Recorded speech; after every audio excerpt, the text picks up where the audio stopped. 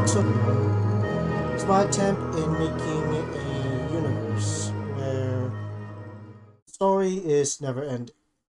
It's inspired by playing multiple games or, looking into different stories.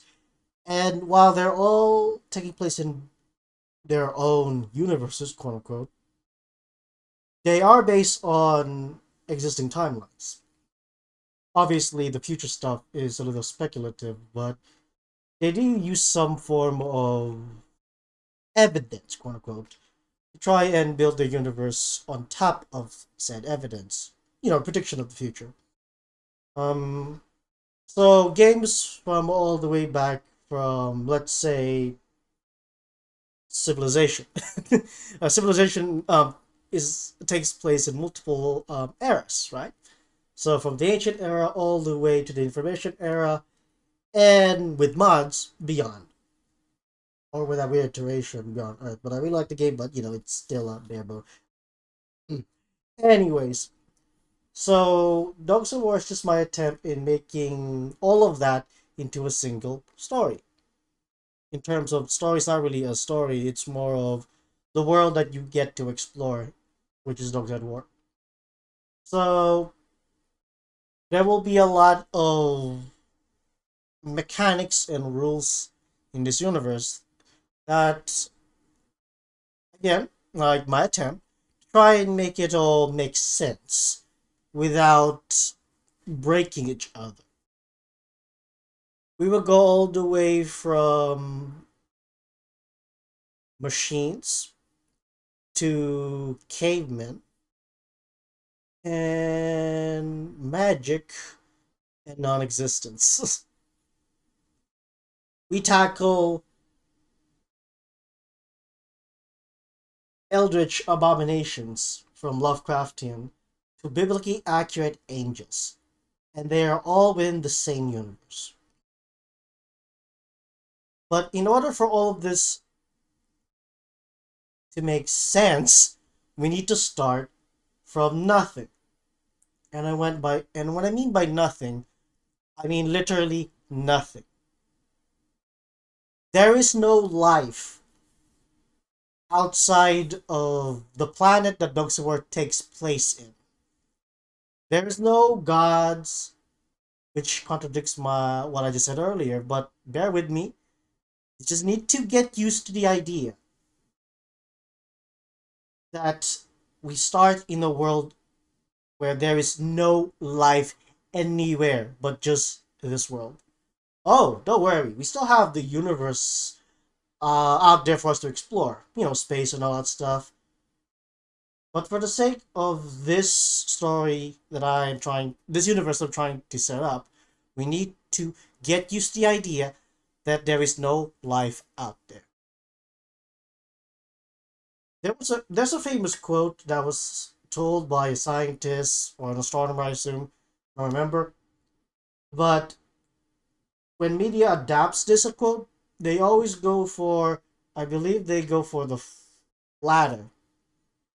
The quote goes like this: there are two possibilities.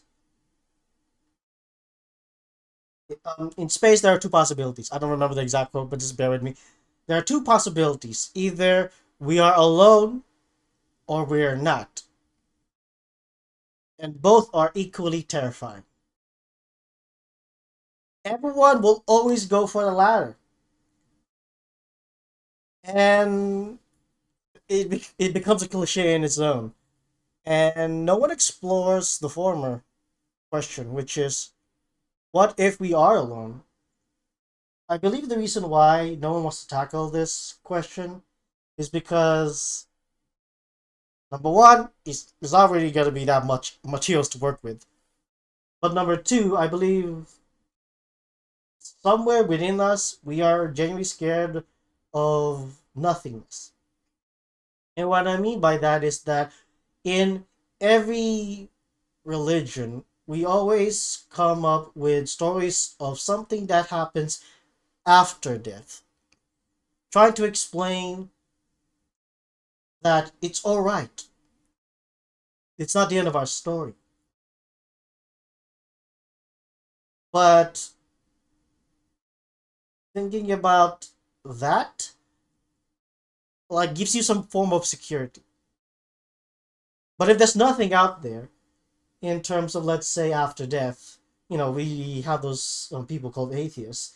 Usually, when they do go for that mentality, usually they don't last as long because because if they got no religion to follow, then they get really, really depressed for some reason.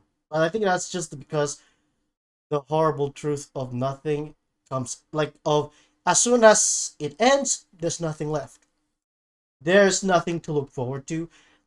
And same goes with us looking into space. We are just filled with wonders of just seeing what's out there, of hoping that we are not alone.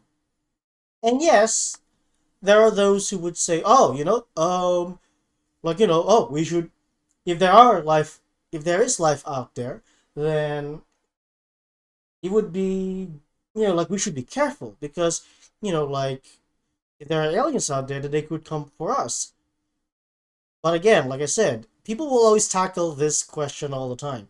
Anyways, just letting everyone know right now, I do believe there's life out there. I'm not ignorant, don't worry. But for the sake of a story or the universe I'm trying to make, I do want to tackle that question that not a lot of people ask. So, personally, I believe there's life out there.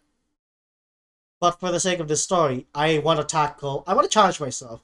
What if there is no life out there? And how will a universe of characters that we're following said story, like, how will they see the world with this knowledge? So that is where, and hopefully that will be the mentality that everyone will be going for.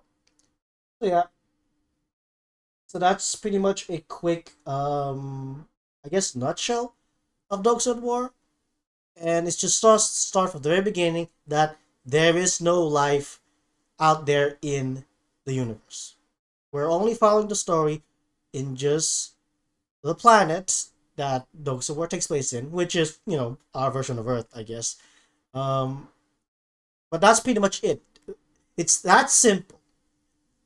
But I know that it is something to get used to in terms of wrapping your head around it. But trust me, it will be crazy adventure. So hopefully you guys are interested. So the story begins in the form of a game. I would like it to be a game, but I don't know how long I have I don't know how long I have in this world. So maybe that's another reason why I'm making this podcast series.